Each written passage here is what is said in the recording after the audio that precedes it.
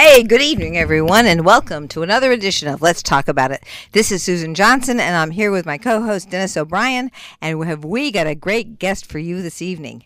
Don't we, Dennis? We sure do, Susan. And we're very pleased. We have Jennifer Crowell from Eastern Connecticut State University, and she is the student Democrat leader, not only for Eastern, not only for UConn, but for the entire state. Plus, she has other connections with doing this work nationally as well. So welcome to the show, and tell us a little bit about how you got to do this. Yeah, well, thank you so much for having me on the show today. I originally got started at Eastern because my mom's an Eastern alum, so that's why I'm attending Eastern at the moment. Studying political science and sociology with a minor in pre-law. And, you know, when I first got there, I kind of didn't know what I was going to do. I was actually originally a health sciences major, fun fact, but then shortly realized that health sciences is not for me. And I'm going to leave that up to the professionals, and I'm going to go do my own thing in the politics world.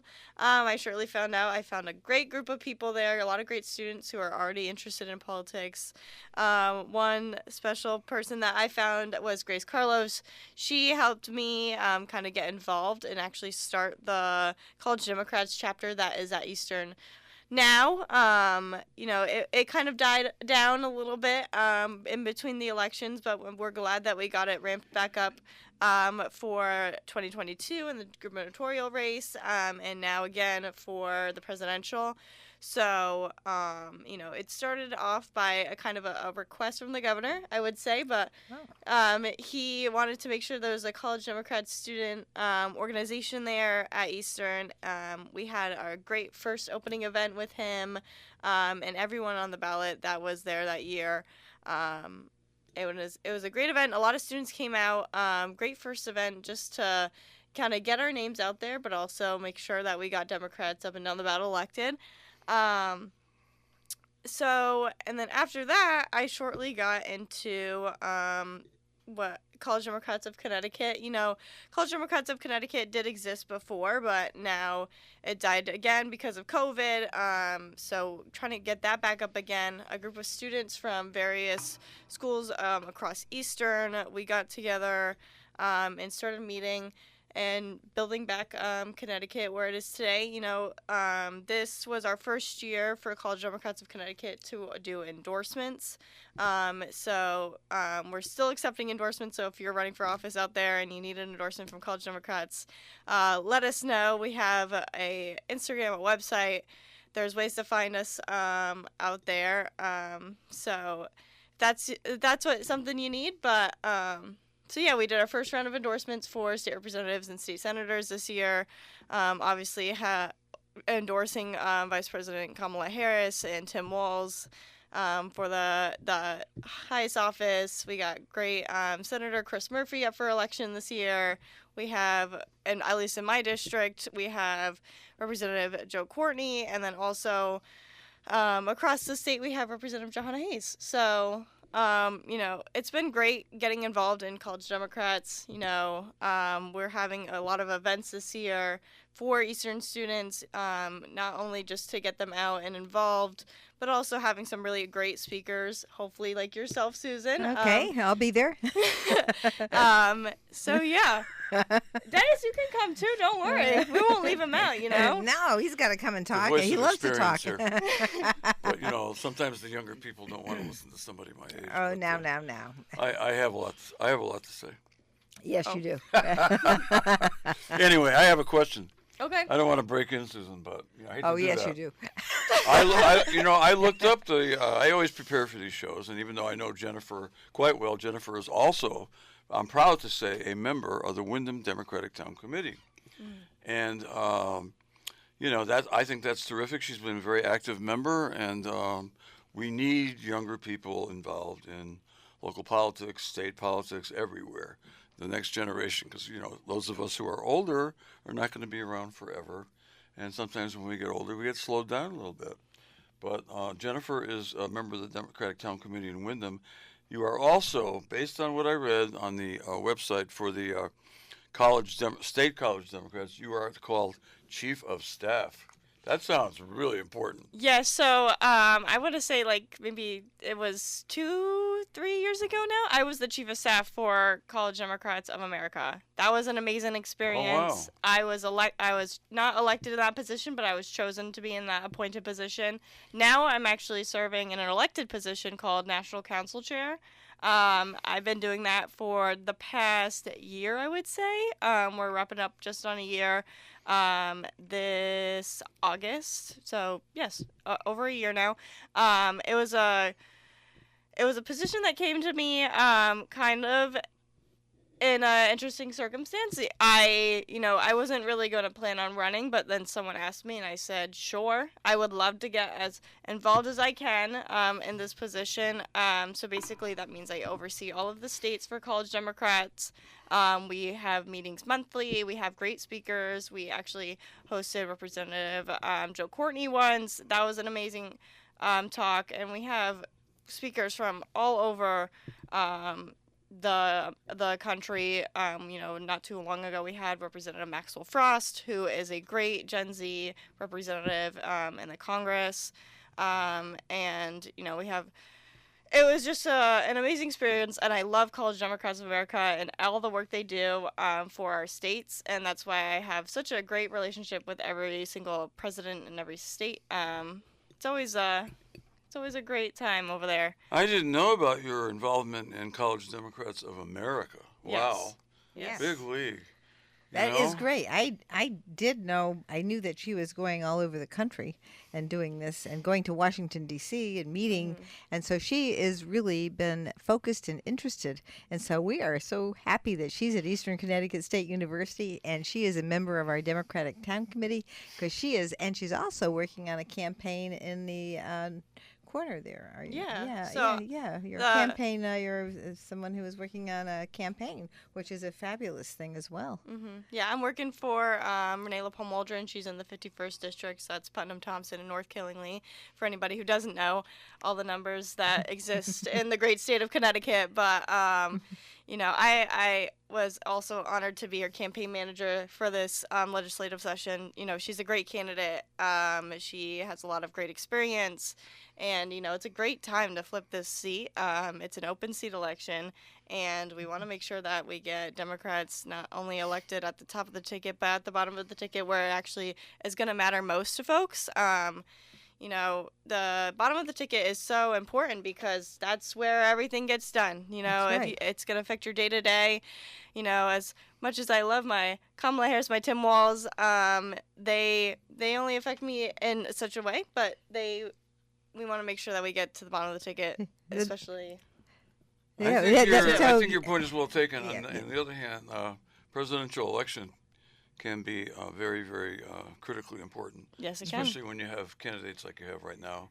When you have somebody who's very extreme on one side, and it is it's scary, and so it is important. But normally people stay within the mainstream in terms of their views, at that level, and you're getting around so much. We're going to talk a little bit more about your tremendous benefit you got for your young political career to go to the national convention when it was more. Are you asking to cut me off? Yes, I am. Yeah, because I wanted to finish up the conversation before All we went to the national convention. So I just wanted to actually say that her point is very well taken because a lot of the work that's done on a local level has some of the biggest impact on the people. That's all. I'm not going to contradict you with respect to the presidential race because it is probably the most intense and different type of presidential race we've ever had. And, of course, lots of things that we wouldn't expect normally in a presidential race, in this particular race, will have a huge impact on the local communities all over the country. And the whole world. In the world, yes, thank you. Anyway, I'll leave it at that, and you go right ahead, Susan. No, it's up to you now. I just wanted. I wanted to ask you. I knew you didn't grow up in Windham. Okay, and you went to school in Lisbon. Okay, and were you involved at all in politics there? No, not really. I lived in Lisbon and I went to school at Norwich Free Academy, but I was not very active in politics. I will say I did join my NAACP in Norwich. They had a youth kind of organization there, and that's kind of how I first got introduced in politics, was especially in high school. I took one sociology class and, found out the kind of the cycle of poverty and how that affects this grandiose idea of everyday Americans struggling to live just because of the color of their skin. And so I kind of took that and I ran with it, and I said, this is not something I'm going to stand for. And then we also had Donald Trump in the mix coming in 2016, so I was like, okay, this guy's kind of crazy, gal. His ideas are weird and they're not good for my friends. So I'm going to make sure I'm going to stand up and do something about it. So. That's what I did. Yeah, I think he was the first president who tried to generate a coup, which included breaking into the U.S. Capitol, and if that happened in another country, he would have been treated with kid gloves, or neither would the people who did it. That's a very serious thing. I remember watching that I work at home, so I happened to see it on television, and my eyes were bugging out of my head. I said, I don't believe this. I don't believe people have the nerve to break windows in the United States Capitol. And go in there and run around and do all kinds of uncivilized things. So that's pretty unusual. Anyway, so you got involved in politics later, sort of later on, but so did I. The only thing I did when I was young was because I had an Irish Catholic father and grandfather, and my grandfather's name was Pat O'Brien, and he was very much excited about Jack Kennedy running for president. For one thing, he was the first Roman Catholic who really had a chance. I think a guy named Al Smith had run earlier in the century, but he didn't have much of a chance. And he was elected, of course, and of course then the rest is history. But so I did. I was a teenager. I wasn't old enough to vote because you got to be 21 back then, not 18. And I went around and handed out flyers. Which in a presidential race back then was probably a lot more important than it is now, because the presidential races now are really, the campaigns really focus on the media, the mass media, which we didn't have back then. Well, I want to interrupt now because I think that the mass media is certainly one of the instigators for how the presidential races go. On the other hand, things have changed so much too because of sense of community. And if you have a sense of community where you're living, where you're going to school, that sense of community can be very, very influential. So one of the things that we try to do here on WILY is trying to continue that sense of community, because here we have a radio station that's local. Many communities don't have that. We have a local paper as well. We have things that other towns don't have, and we want to reach out and create community with the university, with all the different parts of Windham that are all kind of split up. And we want to try and make sure we connect with everybody. So that sense of community is important. So in some ways, we need to get back to the way it was before the manufacturing was gobbled up and sent overseas and took away that sense of economy where people were working together and going to church together and those kinds of things. We want to take care of that and get back, find those new paths for having that sense of community. And I know that this radio station is working very hard at that. So I did want to say that. And I know you are, Jennifer, as well, with your work at the university. And I just want to say thank you for inviting me the other day to the event that you had. Tell us a little bit about how that went. And I was just very pleased to be there going around handing out my walk cards. So, yeah. So every year Eastern has a club fair with all of the clubs that kind of are at Eastern, so all of the transfers or first years can come and see what Eastern's all about. College Democrats always has a table every year since we started back up, and this time I thought it'd be great to invite my local state representatives and state senator to make sure that students knew who they were, first of all. Sometimes, students get caught up in moving and school. It gets really busy, but they don't come to think about, oh, I'm moving into a new community, and maybe there's some people that can help me along the way. So made sure they were there.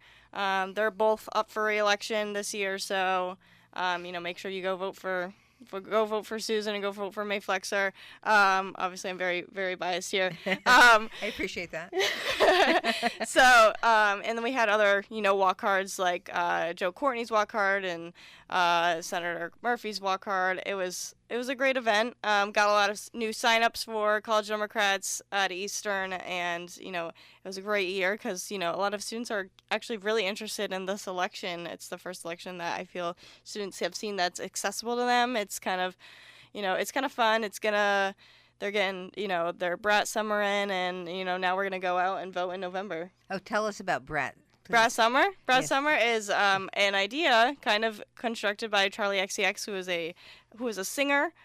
She's very, very popular, I presume. And she made a great album called Brat, and now it's called Brat Summer because that's when it came out, and it came out in the summertime. And, Kamala Harris as headquarter social media kind of leaned into that aesthetic, and it kind of made a little fun within the Gen Z kind of folks. So Cool. That's kind of like the way you got to have fun, but at the same time, because this is such a very different election. I mean, there are incredible extremes, and I'm sure you're aware of the Heritage Foundation's Project 2025, which is just completely dismantle our democracy. Is that something the college Democrats are talking about? Oh, 100%. There's that great idea. Apparently, this weird idea that that he wants to get rid of the Department of Education, and I'm like sitting over here. I'm like, I'm a college student. We kind of need them. We kind of need them to make sure that our education system, not only at the college level, but all the way down to preschool and kindergarten, is functioning well. That is, students are the future of our lives. They are going to be the ones who are eventually going to be in the power. Some of us already are. Some of us are already running for state representative or state senator or what have you. So, making sure that everyone is getting a great education. And, there's other dangerous ideas. Me being a woman, there's a lot of my rights being taken away just in that very large document that is just so dangerously weird. And we're like, over here at College Dems, we're telling everybody, all our friends, we're like, have you heard about this weird thing that Donald Trump's trying to do? And they're like, no. And then we're like, well, he's trying to take away all of your rights and make sure your lives are really not normal at all. So, making sure that people understand the stakes at this election this November, it's going to be a big one. So I'm glad you mentioned the rights of women, because the focus seems to be to take away women's rights, to keep them away from being able to manage their own health care. And a lot of times people don't think of reproductive care as a health care situation. And I think that that's kind of strange, since since reproductive care is definitely part of health care, and it's how the little ones get here, and and historically women have died in labor. Women still do die more here in this country in labor than any other industrialized nation in the world.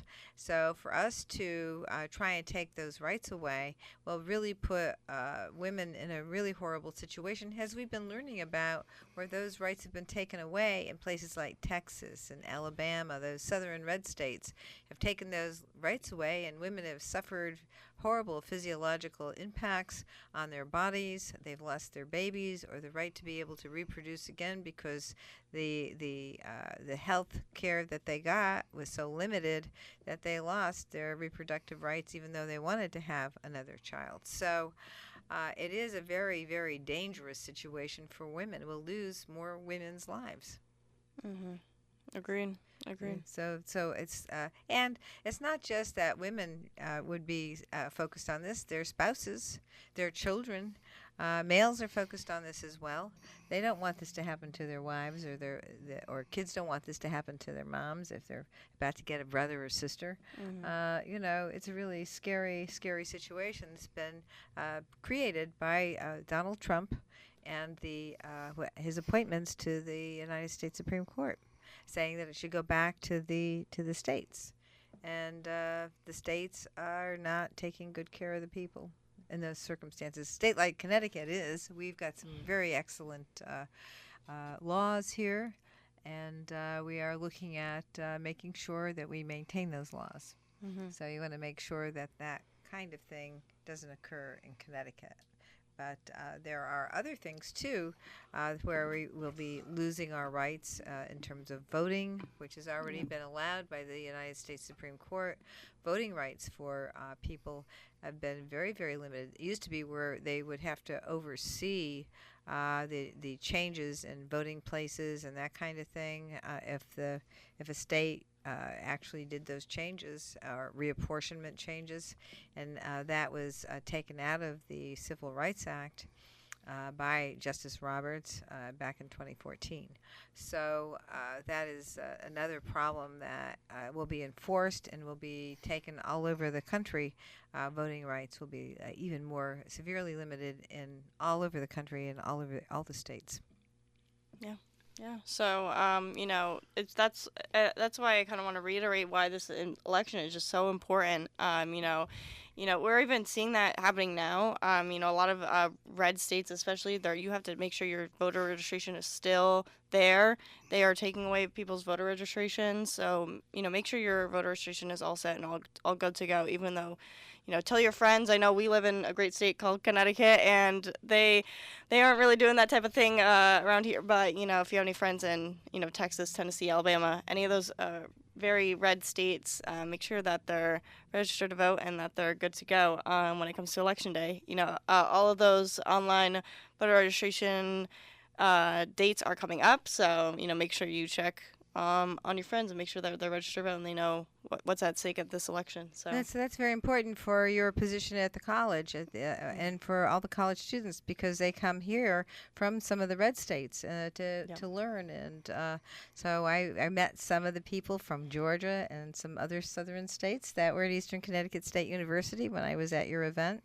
And I was really pleased to meet them. But that is one of the things they were talking about. Oh, I have to get an absentee application and ballot, and get that sent to me, and we have to do it soon. And I said, well, every state is different, so how they do those things. Yeah. So we're our first couple events for College Democrats, at least at Eastern, is going to be making sure that voter registration is up to date, making sure that all of the students that are coming in, even if they're freshmen or they're going to be 18 by Election Day, making sure that they're registered to vote. And then also we have a lot of, students who come from elsewhere, and making sure that they have their absentee ballot and how to get that absentee ballot. It's very important to make sure that, you do that as soon as possible and make sure you get it ahead of time. So that's what we're going to be doing over at Eastern. Mm-hmm. So if you wanted to talk a little bit about the convention and how you got interested in going to that. Yeah. So I first had to get elected. So how you get elected is you go to this meeting. You send your name in, and you'll go to this meeting so I got put in my hat for a district delegate spot. I was elected in the 2nd Congressional District, as that's my district, as I live in Windham. So there was 4 spots for women identifying folks and 4 spots for men identifying folks, and you go in and you see if you can get elected. Luckily I did, thanks to my help over here with Dennis. He came to me and helped me get elected.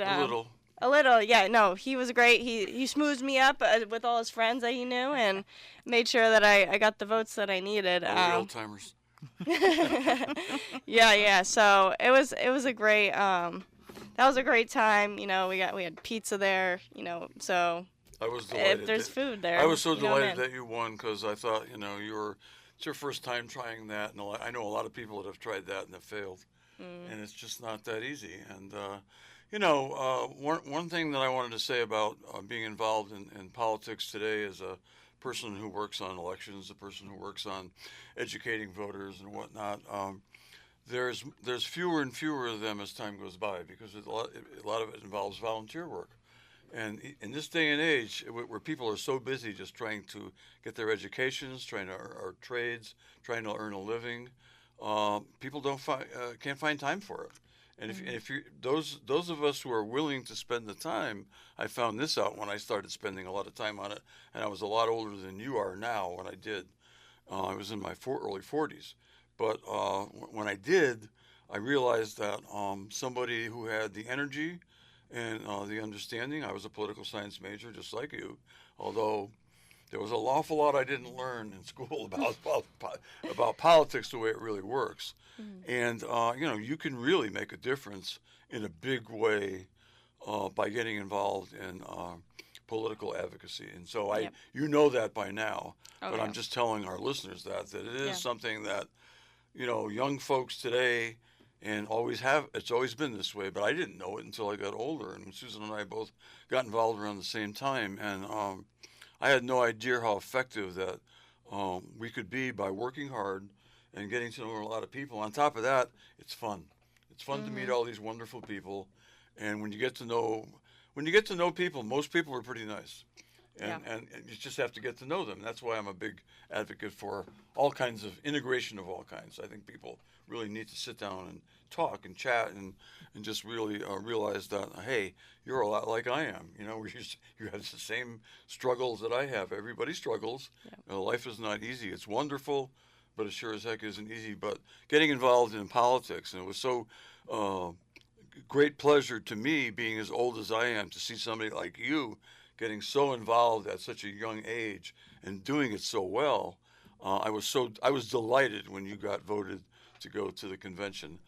Something I never had a chance to do, something I never tried to do, but you did it.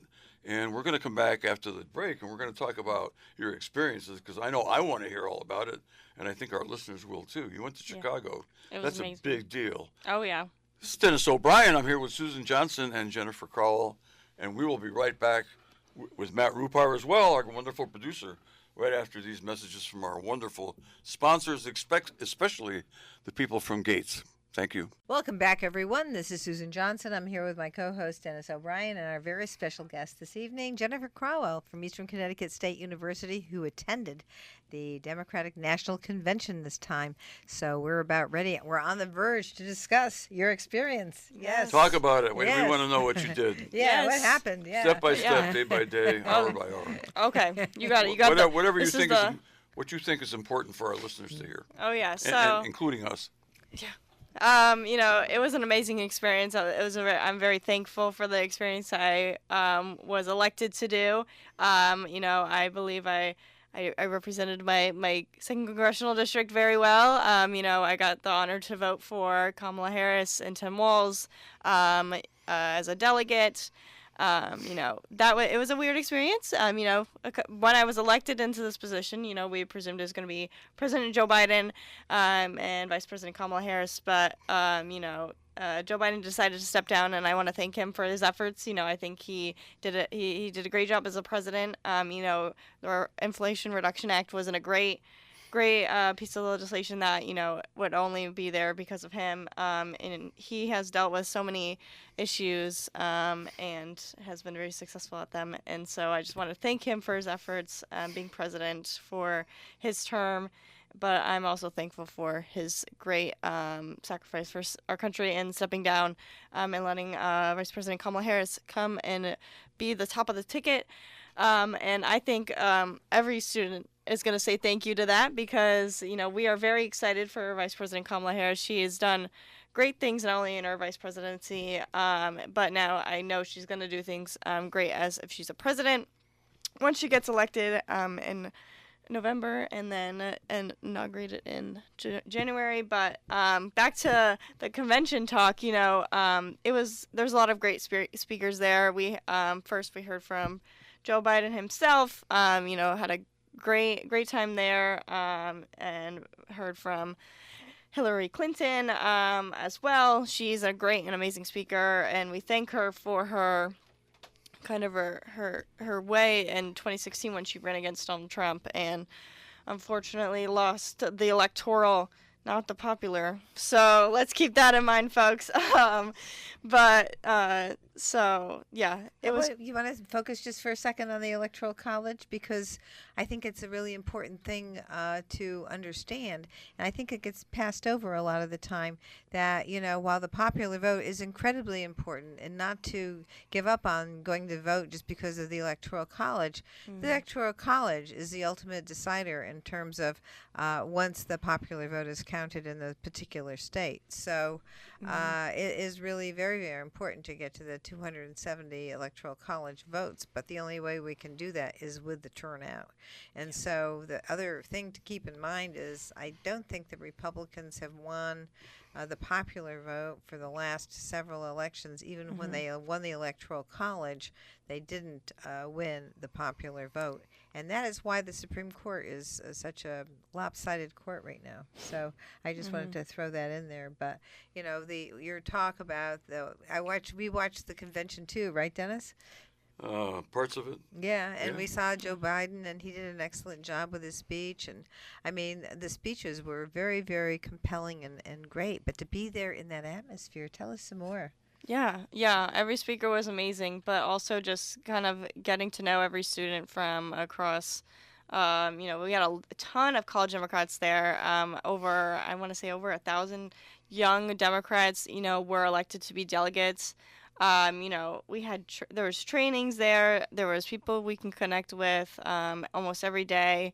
Being in that atmosphere, it's just so inspiring. You're just like right after that, you're ready to work. You're ready to get on the boots, knock some doors, make some phone calls, raise some money for your local candidates, and do whatever you need to do to make sure that Democrats up and down the ballot are elected. Even though we live in Connecticut, it's typically a blue state, but you need to make sure you go out and vote for your local candidates down there at the bottom of the ballot. But it was a great experience throughout. I know I will take all of this information that I've absorbed, all of these connections that I've made, and make sure I bring it back to Connecticut and kind of transfer this inspiration that I got from being there to my other, folks that, at the DTCs that I go to, and, going back to my job as a campaign manager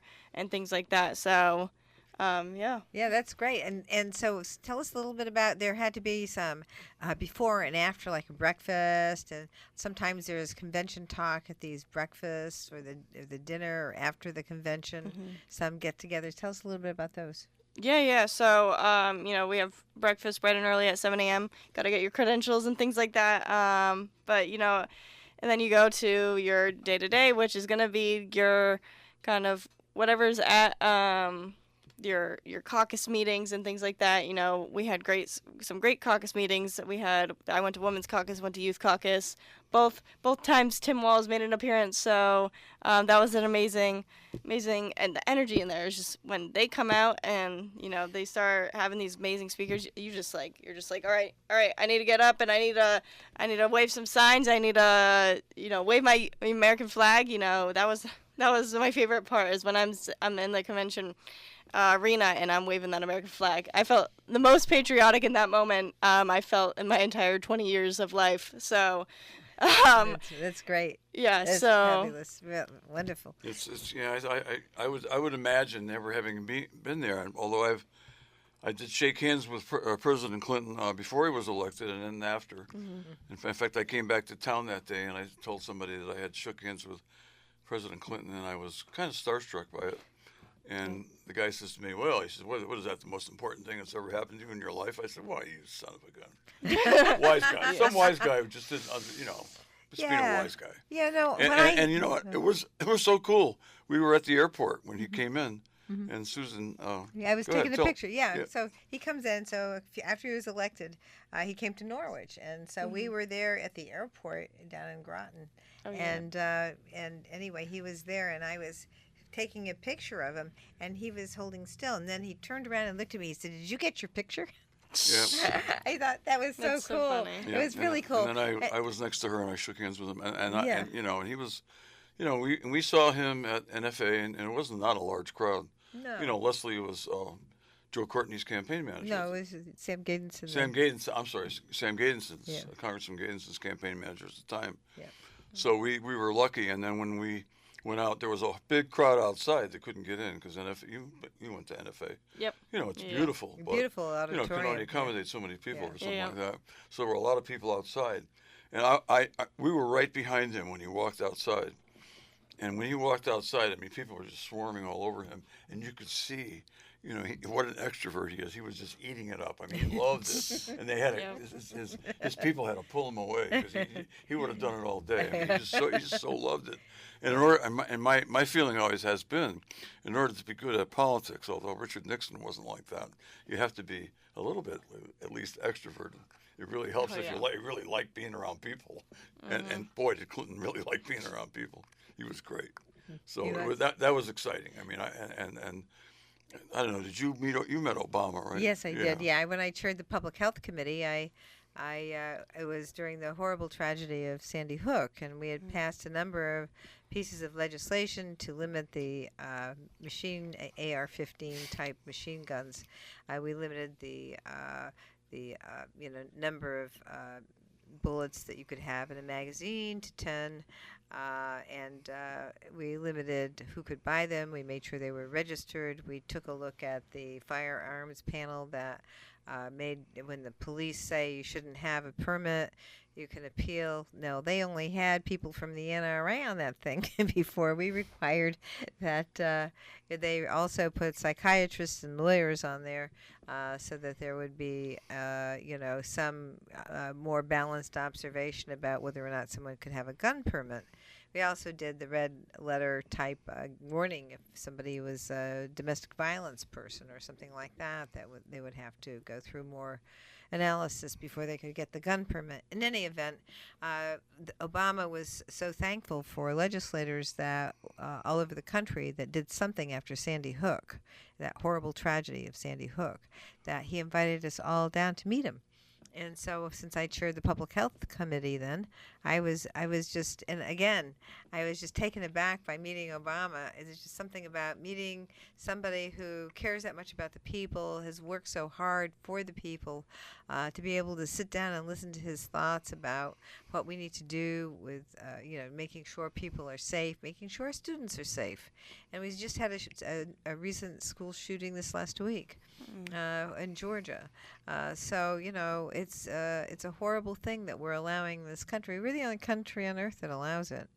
Nobody else allows this stuff, and it's only to create chaos and make sure people don't understand why this is happening, and make sure that they can show that the government isn't effective. And it's been a huge fight to stop the government from working and hurt our democracy. So that's the ultimate reason that there's been this fight. But I think as we move forward, we're going to have a better chance. Connecticut did a good job after Sandy Hook. I know we could do a little bit more, and I'm hoping that we'll see better results all over the country as time moves on. Yeah, definitely. Well, I'm more the politician than I am the policymaker. So with me, it's all about winning elections and getting the vote out and stuff like that. But what you did going to the national convention, you had both. You're meeting all these people that you see on television all the time. Yeah. It's like they're all over the place, and you go, wow. It's really incredible. Yeah. It's got to be. And, Yeah. and it's it's exciting because you know enough now because you've been involved for a while how hard it is to get where these people got. It's not easy. No. So they're they deserve lots and lots of respect. Oh, no yeah. question. 100%. Yep. Throughout the entire convention, I was a couple of nights I was lucky enough to sit next to Jahana Hayes. So that was cool. It was a crazy experience. I'm like, I got my congresswoman right here, and I'm watching Barack Obama speak right over there. Wow. And I'm like, Wow. what is life right now? What is happening? How did I get here? Yeah. So yeah. I don't want to go back to school. This is real life.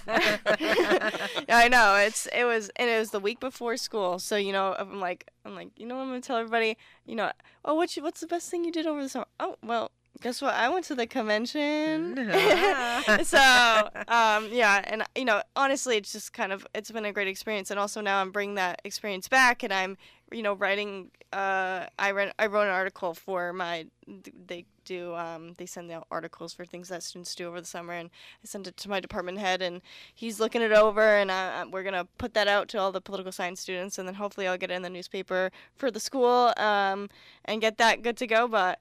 Yeah. I would hope so. I would Oh hope yeah, so. well, I would think that you would send it to me as well, and I'll blast it on my Oh, I will. website. Yeah, I will. Be glad to do that. I mean, we'll blast this show on the website, but if you have something that comes out about this later on, send it to me, and I'll be glad to include it in my weekly blasts, because I blast everything on a weekly basis, because I have the show on a weekly basis. Yeah. So, Yeah. And then whatever else happens in town, I put that in there if I can, and if I have a picture or something like that, and that's what we do. But it's good it gets that sense of people here can sign up for the e-blasts that I have. They can sign up for my, whatever I'm doing and find out, and then they can give me feedback on it, because sometimes people, hits some idea that people have, and they want to know more about what I have to say about a particular issue, and I'm glad to get back to people that way too. Whatever we can do to connect is really what is important, so that we're not thought of as just being there. No, we're there. We want to talk to the people. We want to know what they're thinking. Yeah, this is a community, and I think that's what I found great about Willimantic is that's kind of why I joined my DTC. It was municipal election year, so I was like, let me help some Democrats get elected. This is gonna be my mayor and everyone down ballot, and these are the things that affect me the most, especially when I'm at Eastern. So wanted to make sure I got involved, and shortly thereafter I joined the DTC, and that's been great from.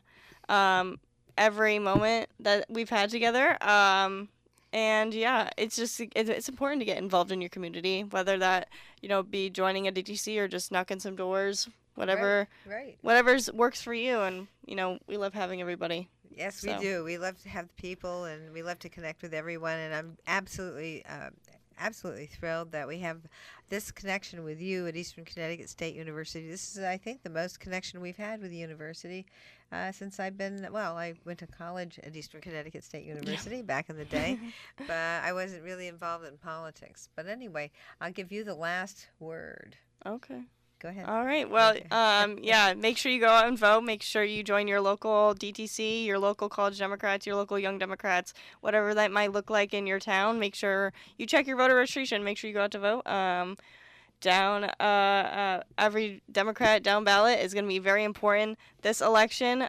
So we thank you for listening to me and me blabbering, and I always love hearing from Susan and Dennis every Friday at 5 p.m. So. Thank you. Thank you so much, Jennifer Crowell. Thank you so much. A leader at Eastern Connecticut State University for Student Democrats and so many other places all throughout the country. Thank you so much for joining us today. Yeah, thank you for having me.